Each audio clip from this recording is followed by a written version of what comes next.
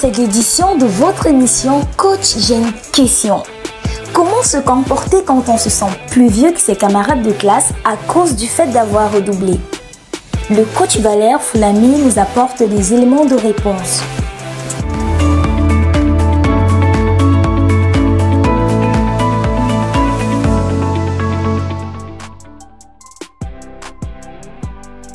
Bonsoir à tous et bienvenue dans notre émission Coach, j'ai une question.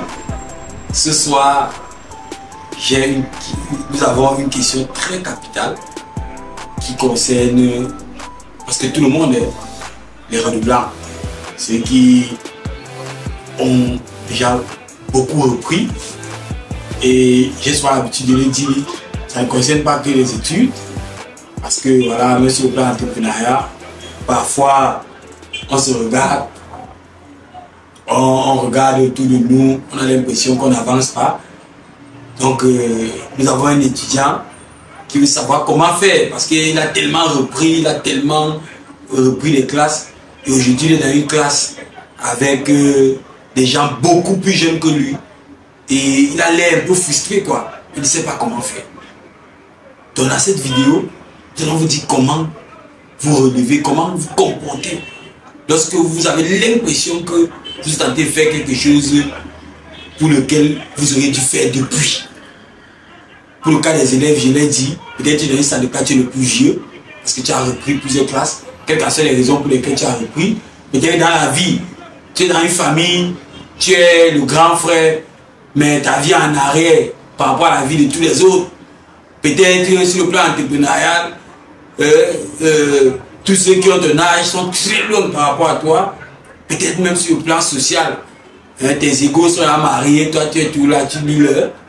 Donc cette vidéo te conseille. Donc je t'encourage de l'écouter jusqu'à la fin. Pour savoir comment te comporter dans les telles situations. Mais avant cela, je t'encourage à prendre une petite pause de quelques secondes pour t'abonner immédiatement sur notre chaîne YouTube et de partager massivement la vidéo afin que tous ceux qui sont dans cette situation puissent également avoir une réponse à leurs préoccupations. Ce sera une grande contribution de ta part pour ce combat que nous faisons, pour la lutte contre la médiocrité, pour amener les jeunes à être excellents et à intégrer le monde socio-professionnel en tant que leader transformationnel. Donc, quelles sont les attitudes qu'on peut adopter quand on est dans cette situation où on fait quelque chose et on a l'impression qu'on n'est plus à venir que génération, on a une génération beaucoup plus basse, on est vieux, comme l'étudiant l'a dit, comment faire? Donc, le premier élément que nous pouvons vous conseiller ce soir, c'est que vous devez adopter une attitude positive. Sachez que toute chose, toute situation a des avantages et des inconvénients. Quel qu'en soit la situation que vous prenez, il n'y a jamais, tout n'est jamais noir et tout n'est jamais blanc.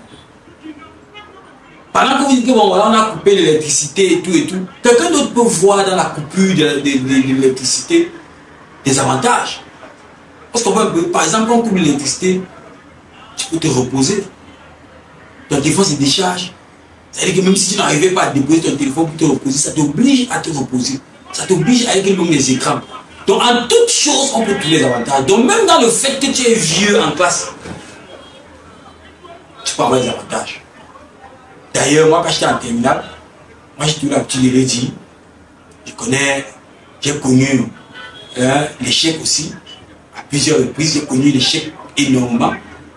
Et aujourd'hui, je suis en train de travailler à connaître l'excellence également à un autre niveau. Donc quand je vous parle généralement, c'est parce que j'ai goûté la médiocrité. Aujourd'hui, je suis en train de goûter l'excellence. C'est pour ça que je fais tout pour que ceux qui sont dans la médiocrité, qui sont dans la médiocrité, puissent sortir. Donc, c'est un conseil d'échec. Comme j'ai connu l'échec dans ma vie scolaire, et quand j'étais en terminale également, effectivement, j'avais un peu 2 ans d'avance sur la moyenne d'âge de mes camarades de classe. Environ 2 ans d'âge au-dessus de la moyenne d'âge de mes camarades de classe. Parce que j'avais repris. Et donc, je me suis retrouvé effectivement dans cette situation-là. Mais comme j'ai dit, vous devez développer une attitude positive. C'est-à-dire, commencer à vous considérer qu'est-ce que l'avantage d'être un grand frère. L'avantage d'être un grand frère, c'est-à-dire que tu peux mettre l'orgue en classe, tu peux mettre certaines disciplines. Il y a des choses que tu as eu sur lesquelles tu as eu le longueur d'avance. Par exemple, moi, c'est moi qui organisais les groupes d'études, comment ça se passe. C'est moi qui organisais comment on peut travailler ensemble. Ceux qui ne pouvaient pas faire les cours de répétition, qui n'avaient pas l'argent pour payer les cours de répétition, j'organisais comment on peut faire pour bosser ensemble et tout et tout. Donc, je mettais mon expérience en avant. Je savais que mon tel professeur se comporte comme ça là. Et en toute humilité, je partageais ça avec mes camarades pour dire bon voilà, tel professeur c'est comme ça qu'on se comporte avec lui, et ainsi de suite. Et donc j'avais une attitude positive. Moi je cherchais à voir les avantages du fait que je sois plus vieux que les autres, que de regarder le verre à moitié vide. Moi je regardais tout le verre à moitié plein. Quels sont les avantages que j'ai? Les avantages que j'avais également, c'est que j'étais un peu avancé. C'est pour ça que je me suis très vite lancé dans l'entrepreneuriat. Parce que là où mes camarades voyaient le bonbon, moi, je voyais les opportunités. Là où mes camarades étaient encore en train de vouloir s'amuser, moi, je voyais un peu les choses de façon plus claire. Donc, on ne peut pas facilement m'embrouiller avec ci ou ça. Ça, c'est un avantage. Donc, quand tu es plus vieux, tu dois capitaliser sur cela. Et pour y arriver, tu dois avoir une attitude positive. Tu dois tout positiver. Donc, tu ne dois pas chercher à voir les choses négativement et tout. Non. Deuxième chose, tu dois être ouvert à la diversité. Tu dois comprendre que chacun, quel que soit son âge, a quelque chose de spécifique et de spécial. Les enfants, même de 3 ans, de 4 ans, de 5 ans, ont quelque chose que tu n'as pas. Toi, étant vieux, tu as quelque chose qu'ils n'ont pas. Donc, tu dois pouvoir être ouvert à la diversité. Donc, la diversité doit être une force pour toi. Lui ne comprend pas ça, moi je comprends. Lui comprend trop ça, moi je comprends. Parce que l'un des inconvénients quand tu as repris, c'est que tu as peut-être tout oublié les choses qui étaient les classes passées. Et lui, le nouveau là, il connaît. Hein. La deuxième chose, c'est qu'il faut être ouvert à la diversité. Vous devez comprendre que chacun est spécifique dans son âge, dans ce qu'il sait faire et dans toutes choses. Donc ce qu'il faut comprendre quand on est redoublant, ou bien quand on est dans cette situation, c'est que la vie, ce n'est pas la concurrence. La vie, ce n'est pas une course de vitesse. C'est une course d'endurance. Ce n'est pas le premier qui a commencé à foncer. Ce sera le dernier arrivé. Je le redis encore et je dirai que j'avais suffisamment. Donc vous devez être ouvert à la diversité. Vous devez savoir que telle personne a telle aptitude que je n'ai pas. Par exemple, quand tu es un redoublant, ça veut dire qu'il y a beaucoup de choses sur les classes précédentes que tu as oubliées. Si tu reprends par exemple la terminale, ça veut dire que tu as fait 2 ans sans faire ce qu'on a fait en première. Donc il y a beaucoup de notions de première que tu n'as plus. Alors que celui qui vient fraîchement de la terminale a encore toutes ces notions-là, pour ceux qui ont bien fait la première. Maintenant, l'avantage que tu as aussi, c'est que, voilà, en ce qui concerne les éléments de la terminale, il y a ces petits éléments que tu as comme sur lesquels tu peux anticiper, tu peux savoir qu'avec tel professeur, voilà comment il faut faire, et avec tel enseignant, il faut éviter ceci, en arithmétique, ne fais pas l'erreur de te dire que bon voilà, je vais bûcher plus tard, c'est un chapitre qu'il faut comprendre là. Bref, un peu comme ça, il y aura toujours quelque chose que tu vas comprendre que les autres ne comprennent pas. C'est important. Une autre chose, c'est que tu dois te battre pour ne pas créer une barrière entre toi et les autres. Véritablement, c'est également un piège dans lequel beaucoup de redoublants tombent. C'est-à-dire que tu as grandi, quand je dis redoublant, c'est dans tous les domaines, et même les domaines socio-professionnels. C'est-à-dire que tu es dans un environnement où tous tes amis sont mariés. Tu le sais, tu les fuis. Tu commences à les fuir, à créer les barrières entre toi et eux. Au lieu d'aller plutôt vers eux, pour voir comment ils ont fait pour y arriver plus facilement et tout ce qui va avec. Donc évitez de créer des barrières. Ou alors tu as commencé à te lancer dans l'entrepreneuriat, ça ne donne pas. Tous tes amis qui sont restés dans l'emploi, dans le salariat, qui s'en sortent, tu les évites. Et tu as peur qu'on vienne dire que bon voilà, tu t'en sors pas. Non, ça ne va pas t'aider.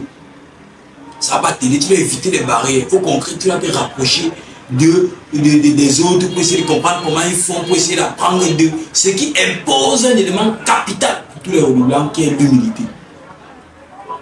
Quand tu veux te rattraper, quand tu as perdu du temps, quand tu as eu du retard par rapport à d'autres de tes camarades, tu dois être obligatoirement humble. C'est important. Et pour y arriver, il faut d'abord que tu comprennes la vérité. La vérité, c'est que si tu redoubles, c'est qu'il y a des problèmes. Si tu reprends, tu as échoué un examen, c'est que tu ne connaissais pas. C'est que dans ta tête, c'est rien. Donc quand on se place, ça peut faire... C'est qu'il n'y a pas beaucoup de choses dans ta tête. Par rapport à ce qui est venu à l'examen. Mais tu dois comprendre ça. Ce n'est pas les histoires que tu as échoué, les vérités que non, maman te comprend et tout. Tout le monde fait comme s'il est surpris de ton échec. Parfois quand on fait ça, c'est pour te motiver, c'est pour que tu ne te suicides pas. C'est pour t'encourager. Ça ne veut pas dire que tu es intelligent. Non. Parce qu'il y a des gens qui disent que un prof fait l'erreur, il te dit que non, moi je suis surpris de ton échec. Il commence à raconter partout. Que non, même mes professeurs sont surpris de mon échec. Moi, je devais passer. Non, pour devenir aigri. Non, non, non, pas le professeur te dit ça, c'est parce qu'il veut te motiver. C'est parce qu'il ne veut pas que tu désespères. C'est normal, il est dans son rôle. Donc si tes amis sont mariés, on commence à te dire que non, vraiment, la vie c'est pas la course, le temps de Dieu c'est le meilleur. C'est bien, c'est pour t'encourager, mais ça ne veut pas dire que Dieu ne voulait pas que tu te maries depuis. Bien qu'on comprenne. Peut-être Dieu voulait que tu te maries depuis, tu n'as pas bien géré et tout. Donc c'est les exemples pour dire que voilà, parce que je sais que ce soit les domaines dans lesquels on aime faire la concurrence et tout et tout. Donc tu vas être humble. L'humilité est très importante dans tes situations. Parce qu'il y a des choses que tu redoubles, tu ne connais pas. D'ailleurs, beaucoup de redoublants ont même plutôt les mauvaises choses dans leur tête. Parce que quand tu allais composer l'examen, tu as écrit des choses. On a tout barré. Et quand tu écrivais, tu croyais que tu trouvais. Donc tu as les mauvaises choses dans ta tête, il faut sortir ça pour mettre les bonnes choses.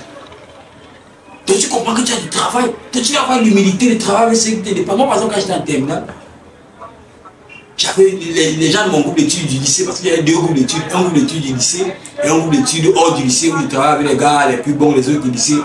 Et dans mon lycée, j'avais un groupe d'études parce qu'il fallait que je travaille avec mes camarades, mais mes objectifs étaient un peu au-dessus de mon lycée.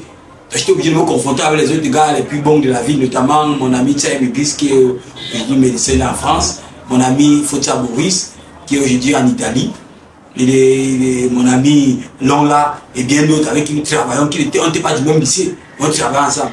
Mais étant au lycée, j'avais quand même un groupe d'études. Et dans mon groupe d'études du lycée, j'avais des amis que j'ai dépassé de 4 ans. J'ai dépassé mes amis de groupe d'études de 4 ans. Et on travaillait ensemble. Et je venais apprendre ce qu'ils connaissaient. Et à cause de ça, ça m'a permis de maxer.